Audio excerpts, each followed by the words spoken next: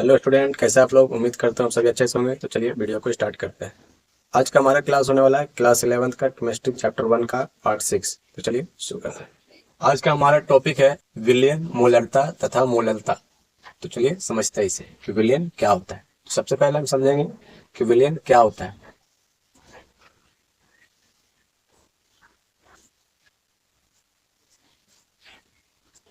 विलयन को इंग्लिश में कहते हैं सॉल्यूशन। ठीक है।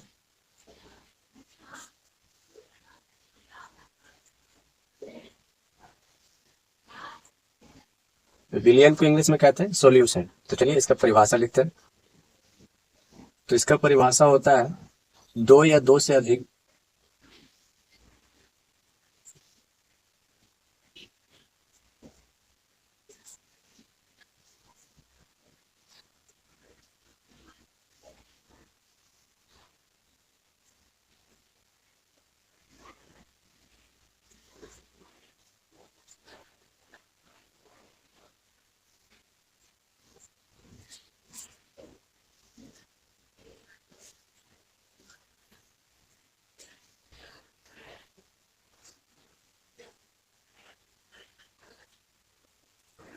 दो या दो से अधिक पदार्थों के समांगी मिश्रण को विलयन कहते हैं। ठीक।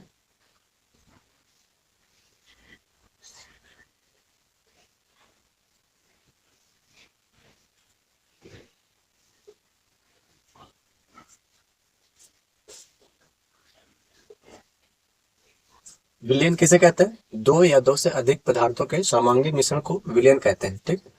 चलिए कुछ उदाहरणों से समझते हैं। हमारे पास है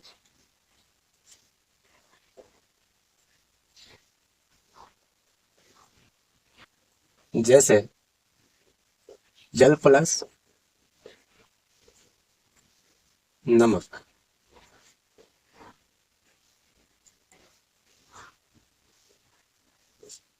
जल प्लस चीनी, और हमारे पास जल प्लस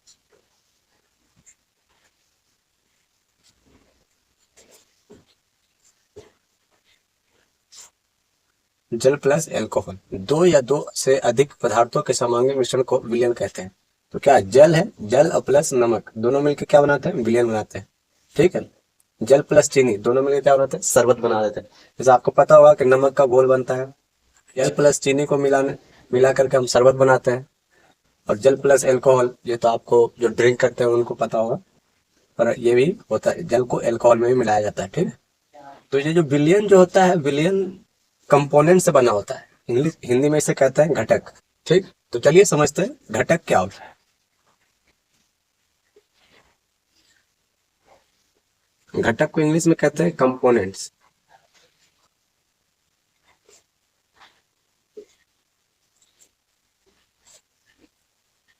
ठीक है। तो चलिए इसका परिभाषा लिखते हैं। तो इसका परिभाषा होगा जिन पदार्थों से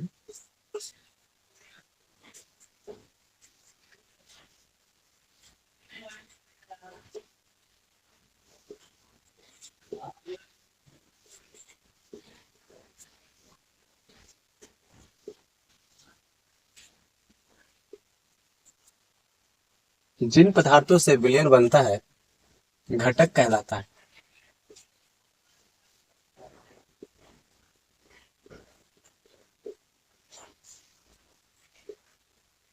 तो घटक क्या है? जिन पदार्थों से विलयन बनता है घटक कहलाता है। ठीक है। तो घटक तो वैसे बहुत प्रकार का होता है, पर हम यहाँ पे सिर्फ द्विघटकीय विलयन को समझेंगे कि द्विघटकीय विलयन क्या होता है। ठीक है।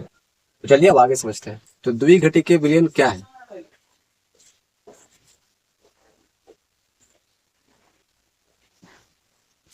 तो द्विघटकीय विलयन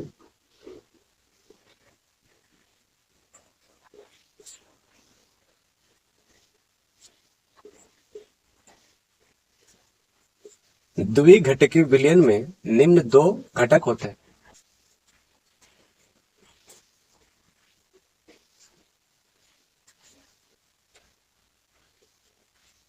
ठीक है। द्विघटकीय विलयन में निम्न दो घटक होते हैं। ठीक। तो चलिए समझते हैं कौन कौन से दो घटक हैं। तो पहला है विलायक।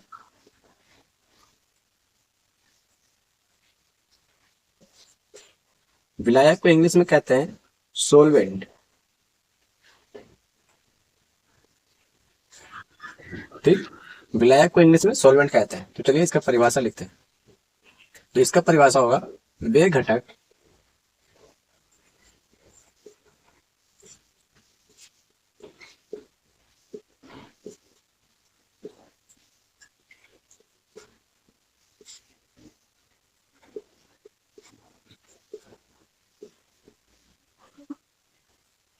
वे घटक जिसकी मात्रा अधिक होती है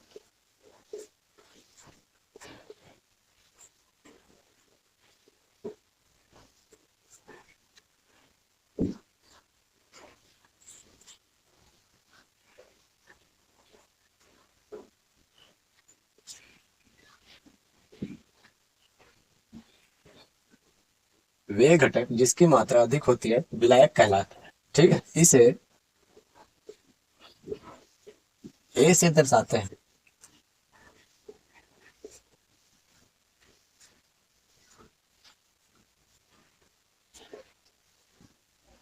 ठीक, तो विलायक क्या है?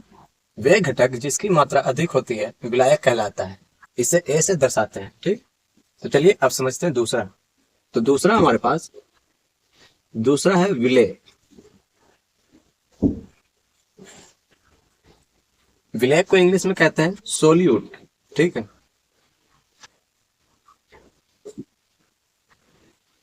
इसका ही परिभाषा सेम ही है, बस यहाँ पे मात्रा अधिक होती है और यहाँ पे मात्रा कम होती है। ठीक है, तो विलायक में मात्रा अधिक हो जाएगी और विलेय में मात्रा कम हो जाएगी। ठीक है, तो चलिए इसका ही परिभाषा लिखते हैं। वे घटक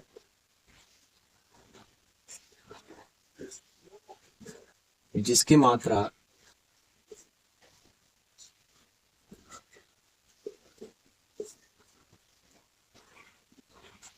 कम होती है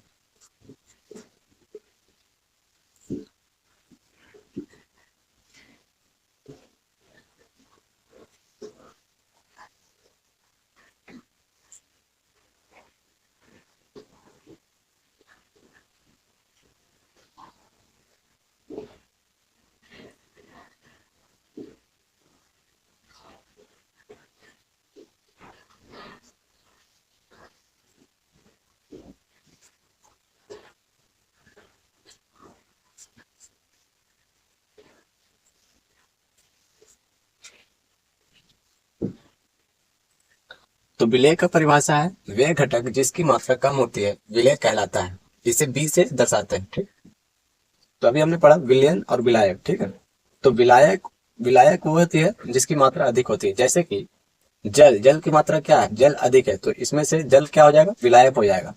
और नमक क्या है? नमक की मात्रा कम है, तो नमक क्या हो जाएगा? विलेय हो जाएगी। ठीक है, तो जिस चीज का मात्रा ज्यादा होगा उसे विलायक कहते हैं। जैसे कि जल और चीनी मिलकर शरबत बनाते हैं, तो शरबत में किसकी मात्रा ज्यादा है? ऑब्वियसली जल का मात्रा ज्यादा है, तो जल क्या है हमारे पास? जल है विलायक। ठीक, और विलेय क्या हो जाएगा? विलेय हो जाएगी चीनी। ठीक, तो चलिए, उम्मीद आपको यहाँ तक समझ में आया होगा। तो चलिए अब आगे समझते हैं। तो चलिए अब समझते हैं विलयन की सांद्रता की इकाइयां। ठीक है,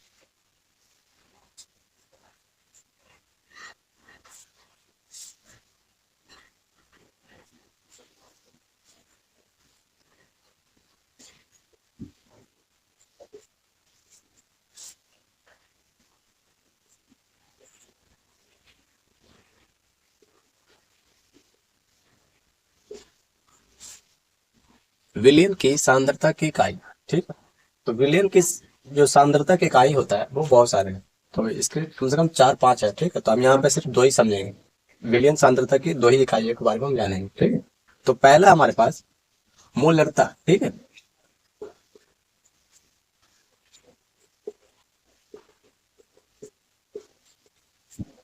मोलरता को इंग्लिश में कहते हैं मोलैरिटी।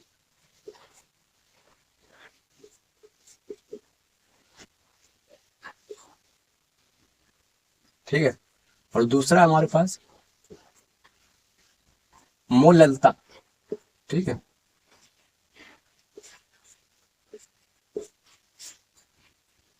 मोललता को इंग्लिश में कहता है मोलैलिटी। ठीक है,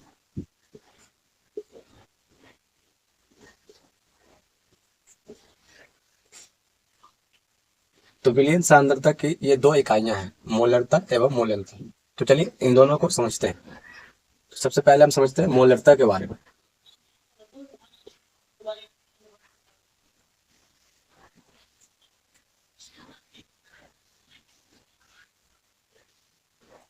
मोलरता को इंग्लिश में कहता है मोलैरिटी, ठीक है। तो यहाँ पे लिखने की जरूरत नहीं है, मैंने यहाँ पे बता ही रखा है। चलिए सीधा इसको समझते हैं। तो मोलरता की परिभाषा होता है प्रति लीटर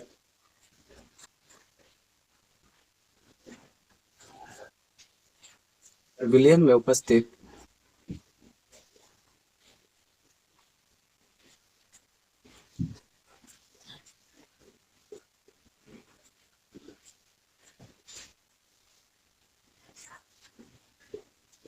विलय की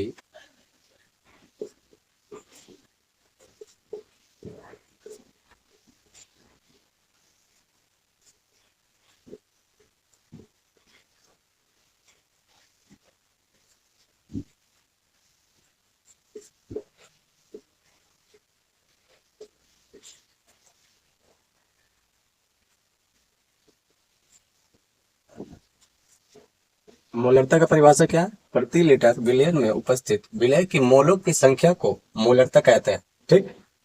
इसे कैपिटल एम से दर्शाया जाता है, ठीक।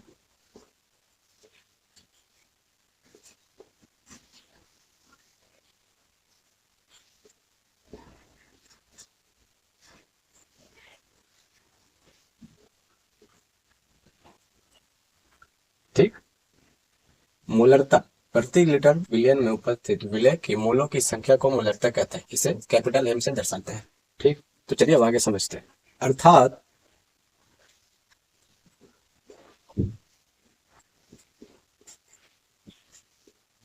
मोलरता बराबर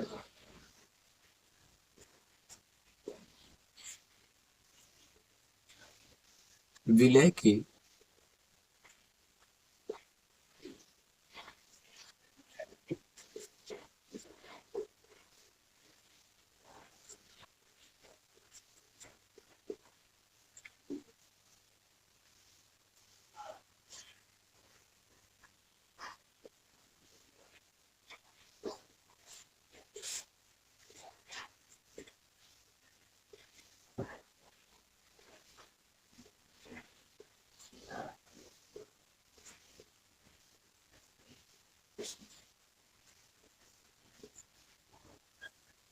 मोलरता बराबर विलय की मोलों की संख्या विलियन का आयतन लीटर में, ठीक।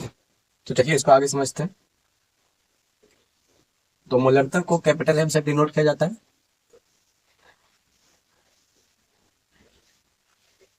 और मोलों की विलय की मोलों की संख्या को एनवी से डिनोट किया जाता है, ठीक। और वी से हो गया विलियन का आयतन।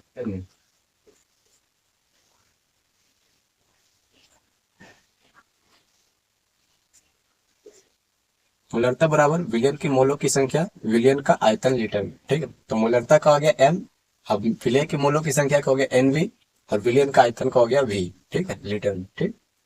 उम्मीद है आपको ये समझ में आया होगा। तो चलिए अब समझते हैं मोलरता क्या होता है।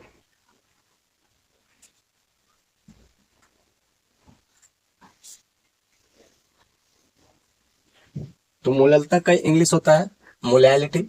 मैंने आपको ये पहले बता रखा, तो यहाँ पे मैं सीधा परिभाषा लिखूंगा।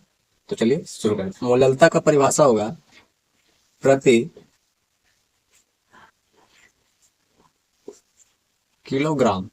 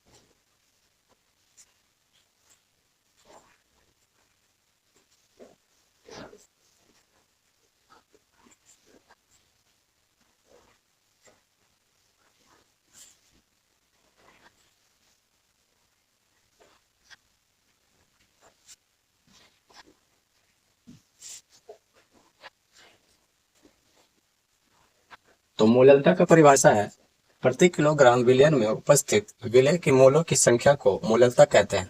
इसे स्मॉल m से दर्शाते हैं। ठीक है, मोलरता और मोललता दोनों सेम ही लगते हैं। तो इसको याद करने के लिए लास्ट में याद रखिएगा बस कि लास्ट में इसमें रता होता है और इसमें लता होता है।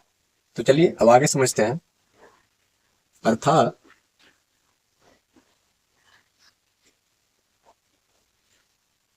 मोललता बराबर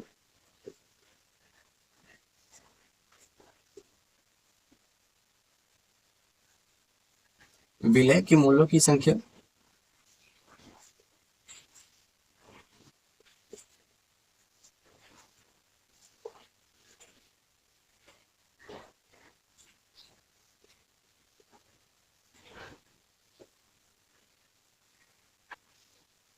बटे में विलयन का द्रव्यमान।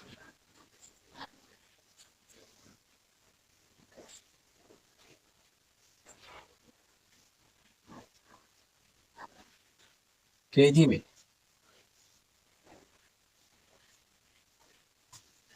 ठीक है, तो मोललता बराबर क्या है? विलय की मोलों की संख्या बटे में विलयन का द्रव्यमान केजी में। ठीक है, तो चलिए इसको आगे समझते हैं। सेम ही है, बस जैसे मोललता को समझा वैसे मोललता भी है, सेम ही है दोनों। चलिए इसका फॉर्मूला के बारे में समझते हैं। तो मोललता का आ जाएगा स्मॉल m। ठीक है, बराबर एन वी, ये हो गया विलय की मोलों की संख्या, और नीचे आ जाएगा द्रव्यमान डब्ल्यू ए केजी में। ठीक, तो द्रव्यमान को डब्ल्यू से दर्शाया जाता है, तो ये हो गया डब्ल्यू ए केजी में। ठीक, एन बी बराबर डब्ल्यू बी बराबर एम बी। एम बी बराबर डब्ल्यू बी बराबर एम बी। एम बराबर डब्ल्यू बी गुणा में 100, डब्ल्यू बी गुणा में 1000। ठीक, एम बी गुणा में डब्ल्यू ए इन ग्राम। ठीक, तो इसे केजी से ग्राम में कन्वर्ट करने के लिए एन बी बराबर डब्ल्यू बी एम बी। ठीक है, तो इसका हो जाएगा डब्ल्यू बी गुणा में 1000 और एम बराबर एम बी गुणा में डब्ल्यू ए इन ग्राम में। ठीक, तो उम्मीद है आपको यहाँ तक समझ में आया होगा। तो चलिए अब आगे समझते हैं कुछ प्रश्न करके। ठीक, तो अभी हमने पढ़ा विलयन, मोलरता एवं मोललता। ठीक, तो चलिए उन्हीं से रिलेटिव कुछ प्रश्न करते हैं, फिर समझते हैं। ठीक, तो मोलरता से रिलेटिव एक प्रश्न है, चलिए इसको आप नोट कीजिए। तो हमारे पास एक प्रश्न है,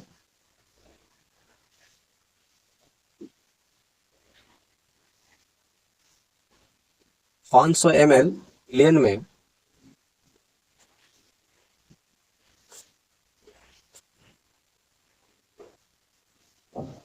4 ग्राम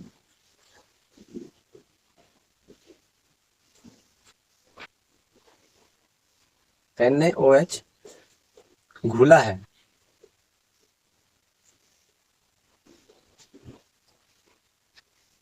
विलयन की मोलरता ज्ञात कीजिए।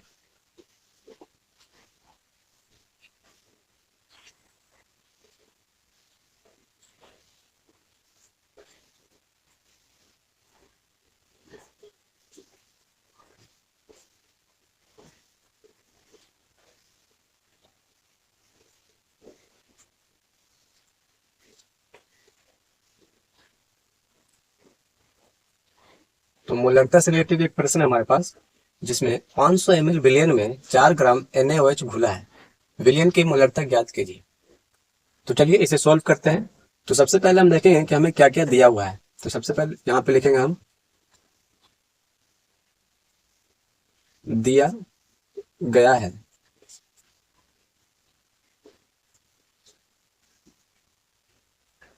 तो हमें क्या क्या दिया गया है, तो चलिए यहाँ पे लिखते हैं। तो पहला हमें दिया गया है विलयन का आयतन।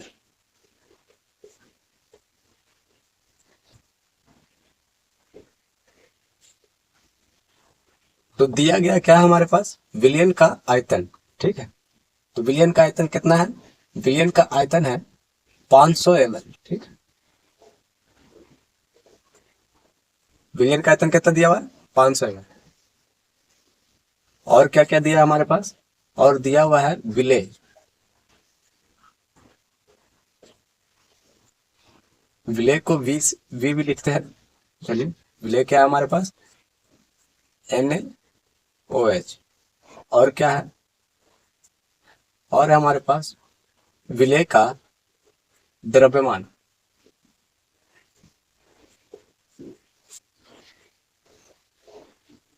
विलेय को द्रव्यमान को WV लिखते हैं, बराबर 4 ग्राम। तो विलेय का द्रव्यमान कितना है? 4 ग्राम, ठीक। तो चलिए अब हम विलेय का आणविक द्रव्यमान ज्ञात करते हैं। तो विलेय हमारे पास क्या है? NaOH। तो NaOH का आणविक द्रव्यमान ज्ञात करना है हमें, ठीक है।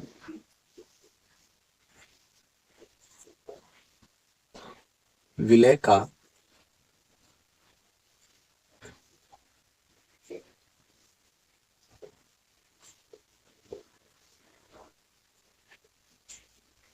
आणविक द्रव्यमान, ठीक। इसको MB कहते हैं, ठीक। इसको MB भी कह सकते हैं, ठीक। तो चलिए विलेय का आणविक द्रव्यमान ज्ञात करते हैं। तो विलेय का आणविक द्रव्यमान ज्ञात करने के लिए इन सब के एटॉमिक मास के बारे में पता होना चाहिए, ठीक है। तो अगर पिछले क्लास में मैंने बता रखा है, अगर आपको पता नहीं है तो आप पिछले क्लास में जाकर देख सकते हैं। तो सोडियम का एटॉमिक मास कितना होता है? सोडियम का अणुभार कितना होता है? 23, ठीक। तो हम यहाँ पे क्या लिखेंगे? 23 लिखेंगे। प्लस में ऑक्सीजन ऑक्सीजन का अणुभार कितना होता है? 16। प्लस हाइड्रोजन का 1, ठीक। तो इन सबको प्लस करने पे हमें क्या मिल रहा है? 23 1 24 और 40, ठीक। 23 और 1 24, 24 और 16 40, ठीक। तो विलेय का आणविक द्रव्यमान कितना है हमारे पास? 40, ठीक है। तो चलिए अब आगे समझते हैं। तो ज्ञात करना है। तो हमें क्या ज्ञात करना है? मोलरता, ठीक।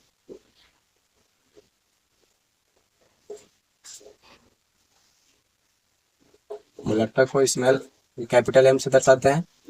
तो हमें क्या करना? फाइंड करना है मोलरता, हमें फाइंड। तो यहाँ पे हम लिखेंगे अब सूत्र से, ठीक। तो सूत्र क्या था हमारा? M बराबर WV गुणा में 1000, ठीक। और नीचे आएगा MB गुणा में V, आयतन, ठीक। द्रव्यमान गुणा में आयतन इन ml, ठीक। तभी हमने समझा सूत्र से। फिर अब हम रखेंगे मान रखने पर।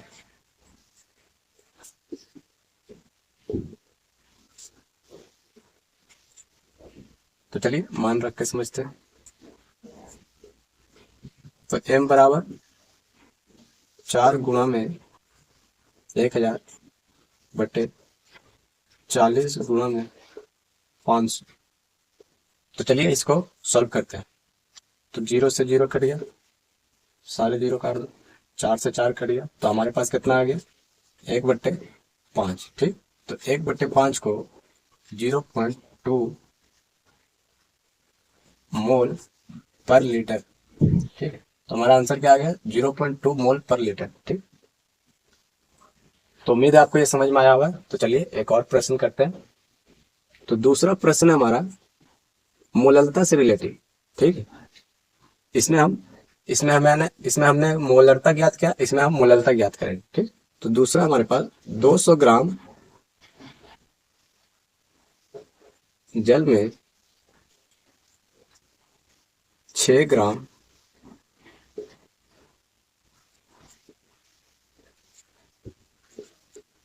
यूरिया घुला है।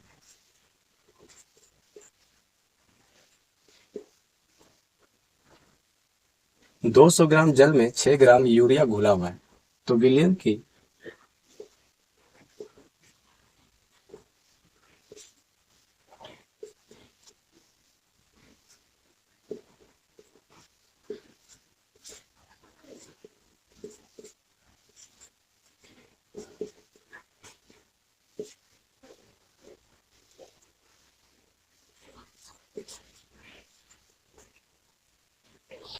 दूसरा प्रश्न है हमारा, 200 ग्राम जल में 6 ग्राम यूरिया घुला है, विलयन की मोललता ज्ञात कीजिए।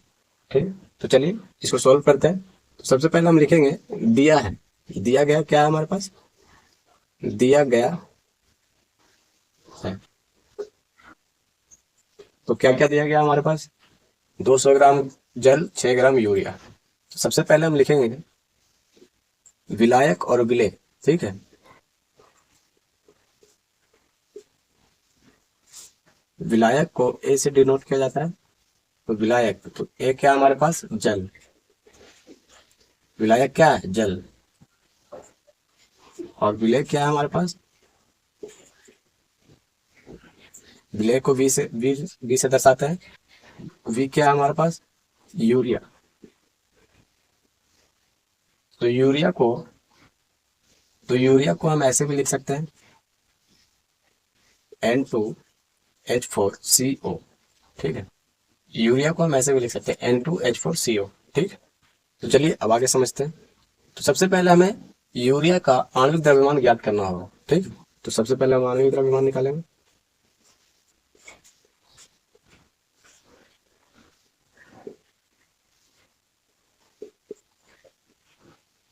आणविक द्रव्यमान, आणविक द्रव्यमान यानी Mb। ठीक, तो N2, तो चलिए इसको निकालते हैं। नाइट्रोजन, नाइट्रोजन कितना है हमारे पास, नाइट्रोजन 2, नाइट्रोजन का अणुभार कितना होता है, 14। ठीक है, तो 14 गुणा में 2 प्लस हाइड्रोजन, हाइड्रोजन का अणुभार कितना है, 1, तो 1 गुणा में 4। ठीक है, और ये दोनों सिंगल है तो इसको एक ही बार लिखेंगे। कार्बन कितने नंबर पर आता है, कार्बन का अणुभार कितना होता है, 12। ठीक, ऑक्सीजन का अणुभार कितना होता है, 16। ठीक, तो चलिए इन सबको जोड़ते हैं। तो 14 दूनी हो गया 28। ठीक, 28 प्लस 4 का 4 प्लस 12 प्लस 16। तो इन सबको टोटल करने पे हमारे पास क्या आएगा, तो इन सबको टोटल करने पे हमारे पास आएगा 60 AMU। ठीक है, तो इन सबको टोटल करने पे कितना आएगा, 60 आएगा, 60 AMU, एटॉमिक मास यूनिट। ठीक है, इसका फुल फॉर्म होता है एटॉमिक मास यूनिट, पिछले क्लास में मैंने बता रखा है। ठीक है, चलिए अब आगे समझते हैं।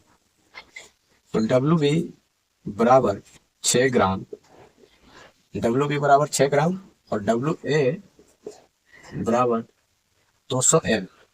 तो विलायक कितना हमारे पास, तो विलायक कितना हमारे पास 6 ग्राम और विलायक कितना हमारे पास 200 ग्राम। ठीक, हमें फाइंड क्या करना है, M, हमें फाइंड करना है मोललता। ठीक है, जिसे स्मॉल m कहते हैं। तो चलिए आगे समझते हैं। WB गुणा में 1000, नीचे लिखेंगे MB गुणा में इन ग्राम। ठीक, तो M बराबर 6 गुणा में 1000 और बट्टे में क्या आएगा हमारे पास, 60 गुणा में 200। तो चलिए काटते इसे, 0 से 0 कट गए सारे, 6 से 6 कट गए, तो हमारे पास क्या आ गया, 1/2। तो M बराबर कितना आ गया हमारे पास, मोललता कितना आ गया हमारे पास, मोललता M बराबर 0.5 मोल पर केजी। तो मोललता कितना आ गया हमारे पास, 0.5 मोल पर केजी। तो उम्मीद है आपको ये समझ में आया होगा। तो चलिए इसे नोट कीजिए, फिर मिलते हैं अगले क्लास में। ठीक।